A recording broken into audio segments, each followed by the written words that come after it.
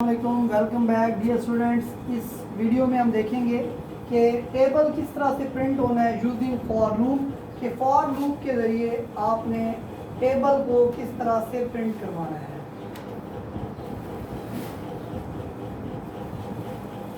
बेटा जी, लॉजिक मैंने जिस तरह पहले बताया था कि प्रोग्राम की लॉजिक आपके व्हाइल, डू व्हाइल और फॉर तीनों में सेम रहती है।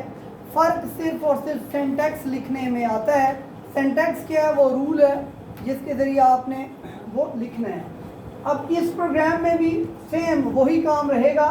आपने वेरिएबल डिक्लेयर किया टी आई, यूज़र से इनपुट ले ली टेबल, और यहाँ पर फ़र्क कहाँ पर आया?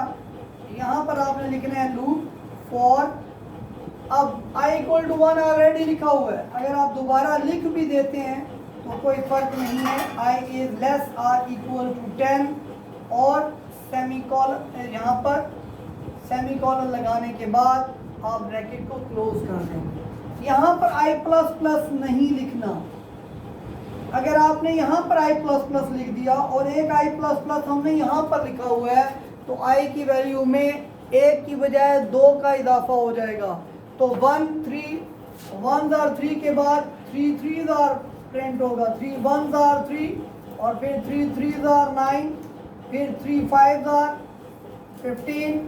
इस तरह से दो का इंक्रीमेंट होगा। क्यों? क्योंकि एक इंक्रीमेंट यहाँ से हो रहा है, एक यहाँ से होगा और फिर कंडीशन की तरफ आएगा।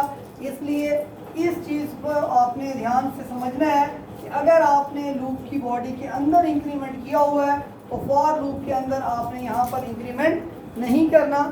और ये भी याद रखिएगा कि ये दोनों पोर्शन ऑप्शनल है, आप चाहें तो इनको खाली भी छोड़ सकते हैं। यहाँ पर आप देखें i is less or equal to 10। i की वैल्यू क्या है? जब तक लेस देन 10 रहे वो टेबल प्रिंट करवाए। कैसे टेबल प्रिंट करवाएगा? i की वैल्यू इस वक्त कितनी है जी? 1, वो यहाँ पर पड़ी हुई है। 1 is less or equal to 10, 1 is less or equal to 10, condition हो गई true. Body of the loop में एंटर हुआ। पहला परसेंटेज साइन टी कहते हैं, टी प्रिंट करवा दो। टी में क्या पड़ा हुआ है? 3, उसने 3 को प्रिंट करवाया। स्टेरिक एज इट प्रिंट हो गया। दूसरा format specifier percentage sign d, ये कहता है आई को प्रिंट करवाएं। ये आई पड़ा हुआ है, आई की वैल्यू क्या है? 1, ये 1 प्रिंट हुआ।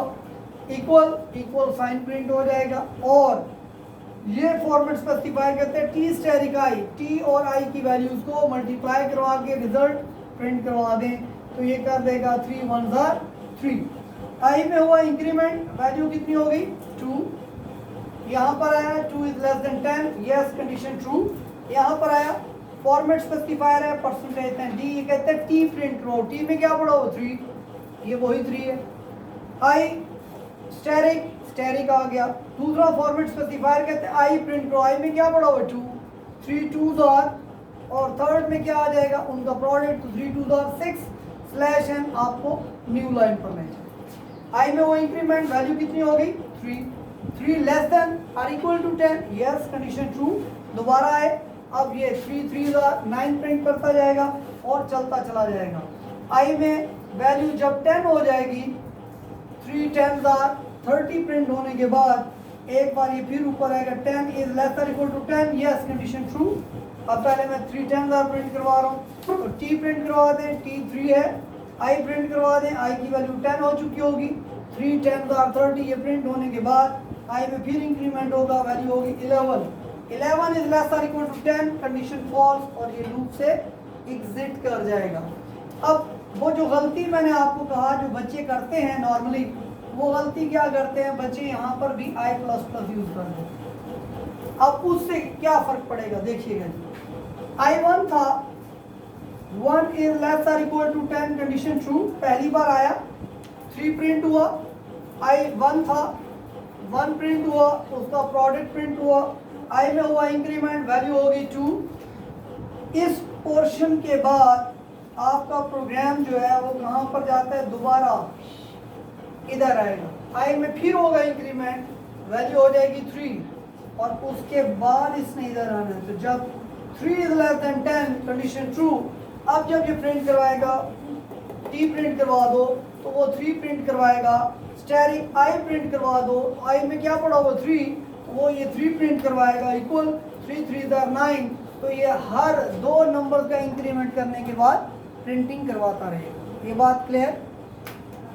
यहाँ पर एक चीज़ और इजाफा करता चलूँ, अगर आपको कोई ये कह दे कि जनाब पॉइंट वाला टेबल प्रिंट करवाए, जिस तरह पंजाबी में कहते हैं साढ़े का टेबल प्रिंट करवाए जी, वो कैसे जी 1.5 का टेबल, 1.5 का टेबल, 2 का टेबल, 2.25, 2.5, पौने 3, 3 का टेबल। ऐसी सूरत में आप कहें जी बिल्कुल मैं एक ऐसा सॉफ्टवेयर एक ऐसा प्रोग्राम बना सकता हूँ या बना सकती हूँ जो पॉइंट वाला टेबल भी प्रिंट करवाएगा। आप यहाँ पर जो टेबल नंबर इंटीजर में लिया हुआ है वो फ्लोट कर दें और बाकी प्रोग्राम जो है यहाँ पर फॉर्मेट स्पेसिफायर फ्लोट का लगा दें। तो ये टेबल आप जो है ये जो आई होगा ये इंटीजर ही रहेगा, टेबल नंबर जो है वो फ्लोट होगा और मल्टीप्लिकेशन होने के बाद जो रिजल्ट होगा वो भी आपका फ्लोट में आता रहेगा। तो आपका साढ़े का टेबल यानी कि पॉइंट वाला टेबल भी प्रिंट हो जाएगा। उम्मीद करता हूँ कि ये आपको टेबल प्रिंटिंग समझ आ गई होगी। इसकी अच्छे तरीके से प्रैक्टिस करें, वेरी इंपॉर्टेंट प्रोग्राम है। अगर इस हवाले से कोई भी क्वेश्चन कोई भी क्यूरी हो तो आप कमेंट सेक्शन के अंदर पूछ सकते हैं। Thank you so much.